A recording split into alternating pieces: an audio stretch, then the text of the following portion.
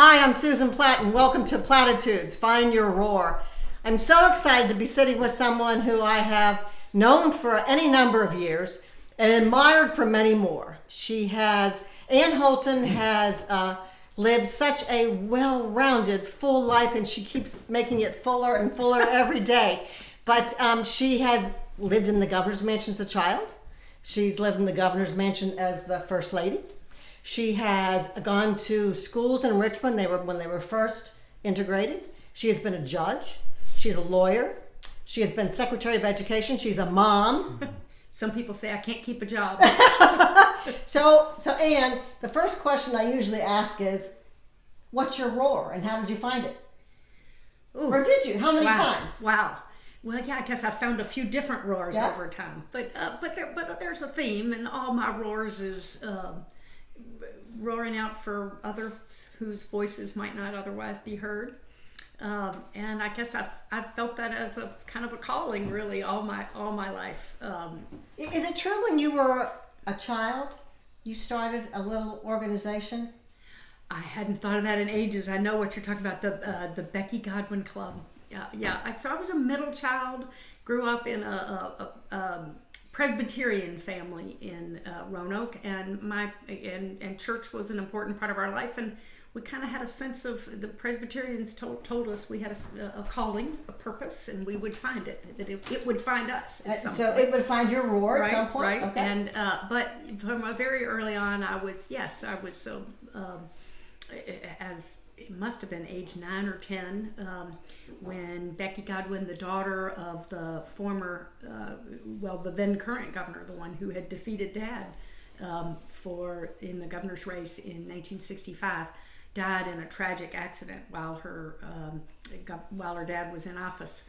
And some friends of mine and I were doing a little work helping out a mom down the street who had 2 children with disabilities, and we would just go. We were just being an extra set of hands, mama's helper, but we called ourselves the Becky Godwin Club, and would go down every 2 or 3 afternoons a week and help this mom out with these beautiful children. So do you think that's where you first found your voice in terms of caring for foster children? Interesting. I hadn't really thought of that, but just caring for children and caring for others generally.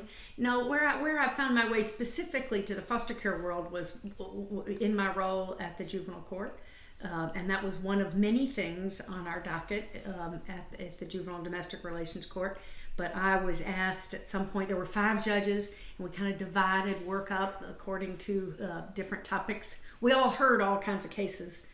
So that court here heard custody cases, and it heard kids as victims of crime or as perpetrators of crime, but we also did hear the abuse and neglect cases and the foster care cases that came out of them. And at some point I was asked, kind of the new kid, you take the foster care territory for administrative purposes. And just kind of dove into it. I got to know some of those kids really well, and it just really called to me, those young people who've been through terrible things, many of them things you wouldn't wish on your worst enemy, but are resilient and strong. And have you heard from any of them ever? I've a number of them I've stayed in touch with over the years. Any good stories you want to share, or you're allowed to share with us? Oh yeah, sure. I mean, just as I say, both the tragedy and the triumph. The tragedies is, as I say, these kids, you just I mean, it was routine in that courtroom, sadly, to interact with young people who had seen somebody murdered in their family. It was not at all unusual to see a 10 or a 12-year-old come into care in that court who had been caring for her younger siblings for many years as really the primary parent with a drug-addicted mom. And her biggest, I remember one in particular, her biggest sadness and worry when she came into care was that her younger siblings had been separated from her. She was effectively their mom, and she had sent up the alarm, things aren't right, we need help, and what does the system do but separates her from these younger siblings that she'd been the caretaker for. So you saw horrible things, but then absolutely you see these young people who triumph, who overcome. later worked with a number of these kids with a program I helped start, helping them get into higher ed through the community colleges, the Great Expectations program. And so I got to follow a number of my kids from Court through their college years. That's great. That's great. You know, you have been in the public arena, not always by choice, for most of your life.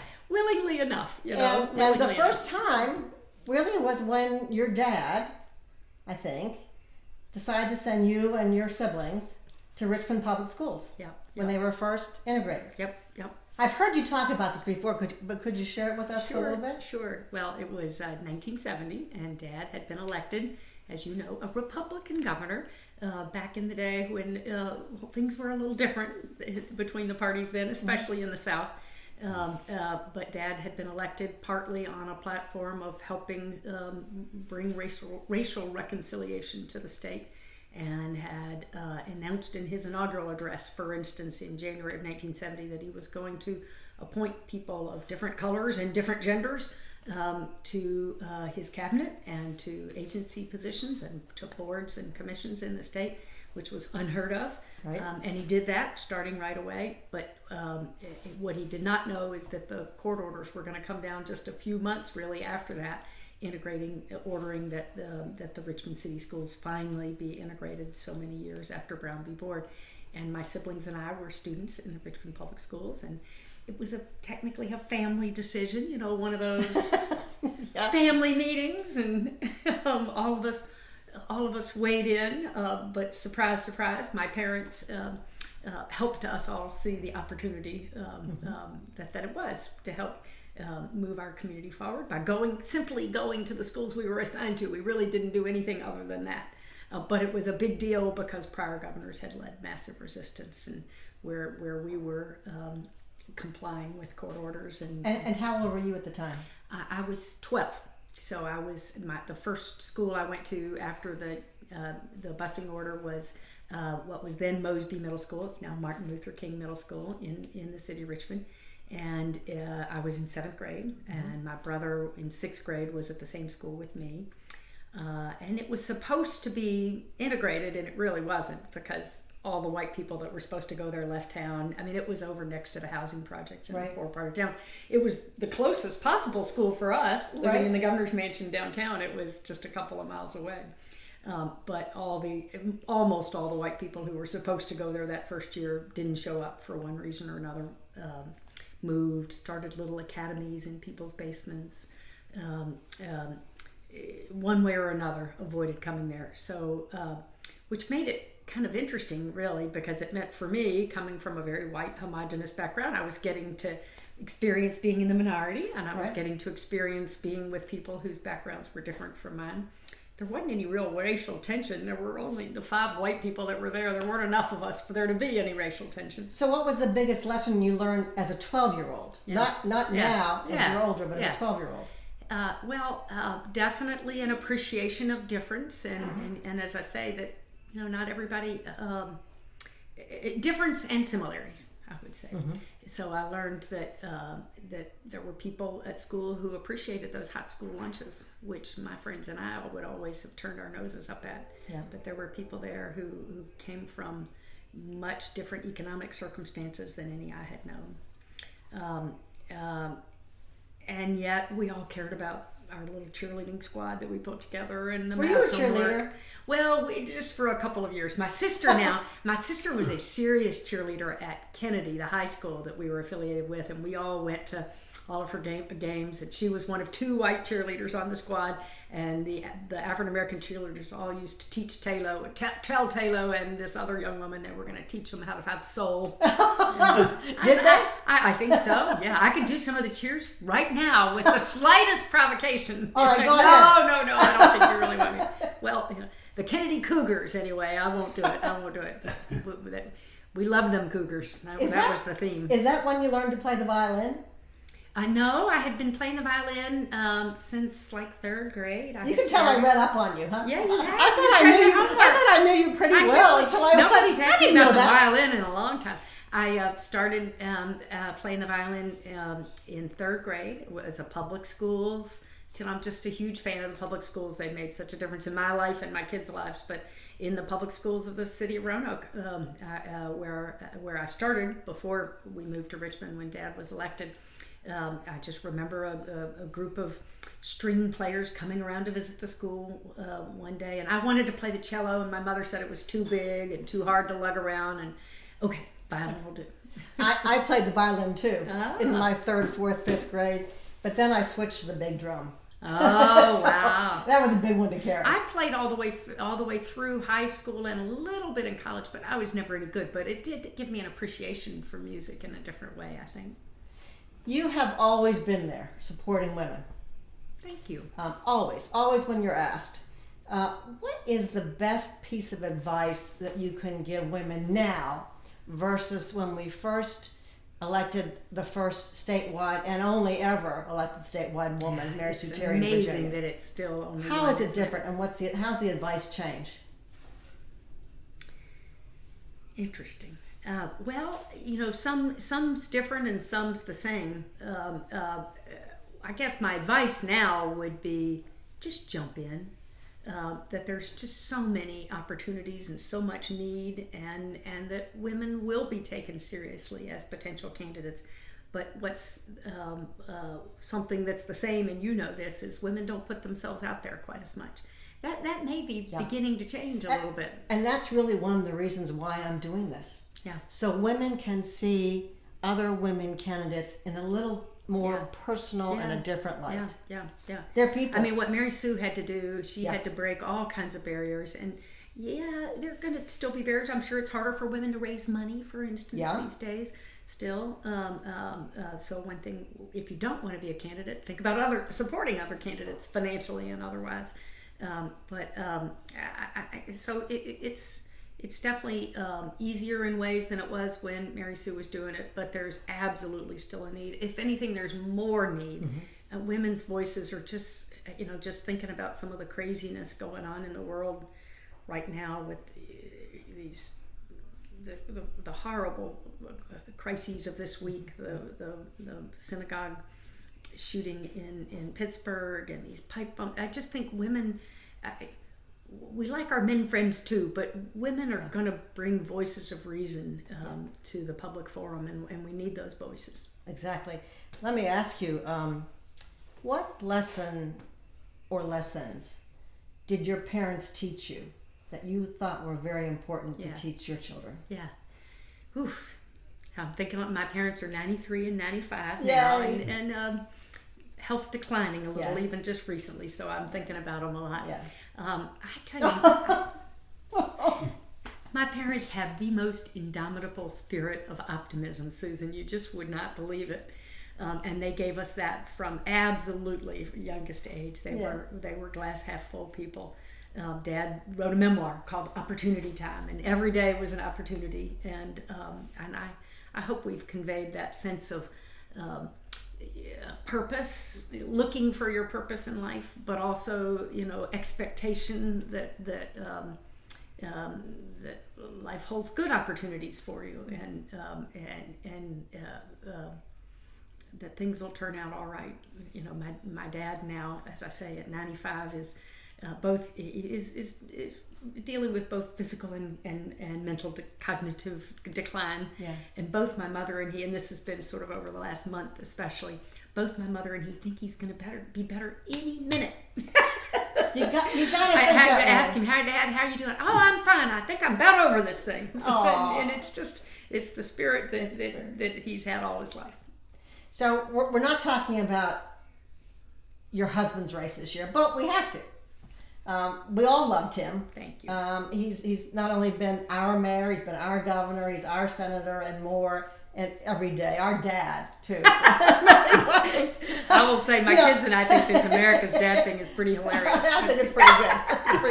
But he I can tell some dad stories on him. But he looks like he's going to be okay. Yeah. But I will tell you, people all across this state look at you guys, and I think the Post has just written about the fact that you're not taking it easy. Oh, no. You are out there helping every woman and man, but mainly women this year. Yeah, candidates. We've got all these great. Well, first of all, we're not taking anything for granted. I mean, that Absolutely was one not. of the lessons of 2016. That's was right. not to take anything for granted. So Tim's out absolutely working hard. He loves his job in the Senate. He wants to keep doing it. So he's out working hard every day to convince the voters to send him back.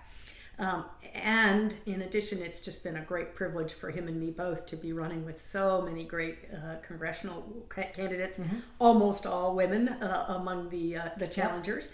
And they're just some really extraordinary candidates. And they're folks that I think, who knows, maybe some years from now we'll look back and thank President Trump. That, like we say thanks Obama, we'll say thanks Trump for this new wave of inspiring candidates and inspiring activity. Well, you had to reach far to get. Well, that's that looking for a silver lining spirit. But I will say that you wouldn't have had candidates necessarily step up to the plate. High quality candidates like Abigail Spanberger and Elaine Luria, and really all the great women.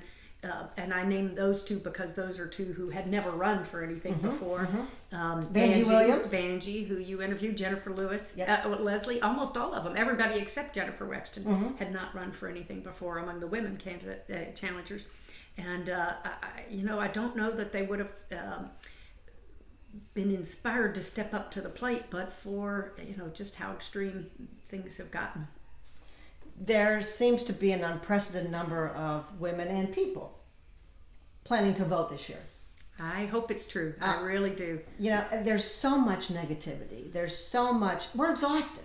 Yes. There's so much going on, and there's so much that's bad that we can't rejoice about. What is it that you tell people who maybe haven't thought about necessarily voting, or they say it doesn't really matter, look where we are? How do you motivate them, and how do you help them find their roar to go and participate? Well, it is, from some of us who are so immersed in it, it's almost hard to fathom how somebody is not inclined to vote. But I think what's really true is just many people, just their lives are just their day-to-day getting through is hard enough. And so I do know, for instance, single moms with several children, and they're not reading the news obsessively like you and I might be, and that may be good and healthy. I hope that they're also finding time to step up to the plate and vote. And so I guess the most important thing you do is tell people how easy it is, and remind them and help them think about the different options for voting. And I think the other is people sometimes think my vote doesn't matter, and that's an easy thing to answer in Virginia right now, because we had that race last year that got decided by Shelley's race that got decided by a coin toss. Exactly. Because it was tied, and really what happened in the presidential race last time, which was really quite close in a number of states that would have made a difference in where we are in the country. So I think I think there are good answers to why it matters to vote. You have been interviewed by so many people, asked so many questions. If there was one question, if you were me, asking you that you haven't addressed, what would it be? Oh gosh. That I haven't addressed anywhere, not even just in this interview. Well, any place that people just haven't thought to ask you about. Yeah. That's personal. I don't mean personal. Well, how about what's another cause that you haven't been engaged in before, but that you might want to be engaged in? All right. What's the next roar? And I don't know exactly how I will find my niche on this, but I have a sister who has early onset Alzheimer's, and I care very passionately about her and her family. And I'm actually less worried about the find a cure thing, as important as that is. I want to figure out how to do things to help the caretakers. Yeah. My brother-in-law is just one of the saints of the world. My sister, she was a doctor. She was diagnosing other people just a few years before she was diagnosed. And watching their daily life, and she's strong as can be, and she's just an incredible woman then and now, but it's just so darn challenging, and figuring out a way to be helpful to folks struggling with that is something I'd love to do someday in my next next time I'm looking for a job. You've been through a lot. You've had a lot of great experiences and some not so great. Is there anything that you and Tim say to each other when the other one's down to kind of pick you up? You guys are always very optimistic. That's kind of why we look Tim, at you. And you're right. Tim is absolutely. I was with Lisa Collis, Mark Waters' wife, recently, and we were joking about the yin and yang that Tim and Mark are. She says Mark sometimes says, "Tim, come on, won't you complain about something?" But Tim, he'll get down once in a while. The main trick when he's really down is to avoid him for 24 hours. Tomorrow morning he'll be fine, and I will sometimes remind him that. That whatever seems so awful tonight, tomorrow you'll pick up and be ready to move on and start. And what about when you're down? What does he do for you? Just hugs me. That's nice. Yeah, that's nice. Yeah. And I just recently read you're a dog person.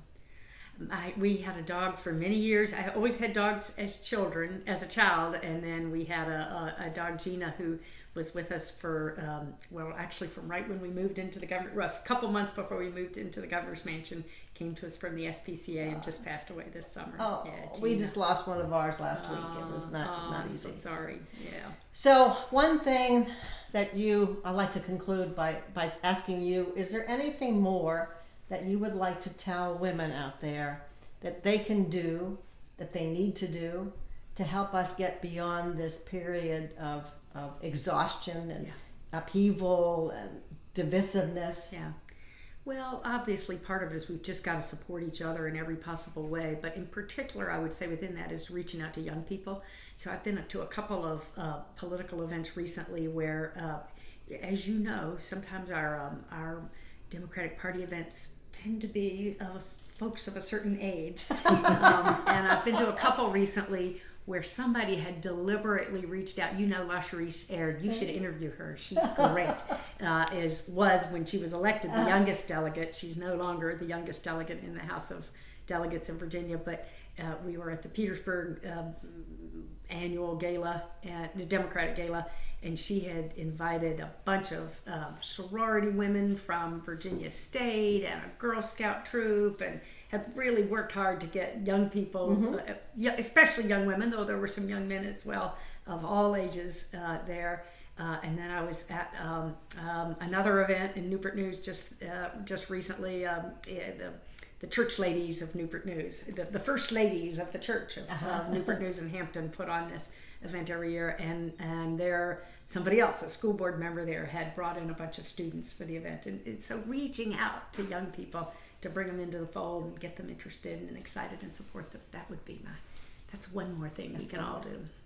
Thank you, Ann Holton, very much for joining me today. I think we all learned even more about you today and been reinforced why we love you and your husband so much, and what you've done for the Commonwealth. And please, everybody needs to remember to go out and vote. And I do this little thing at the end where we get to roar? Do you want to? I would love to roar with you. I'm Susan Platt. Thank you for joining me at Platitudes. Ann Holton and I are going to roar. Find your roar. Roar!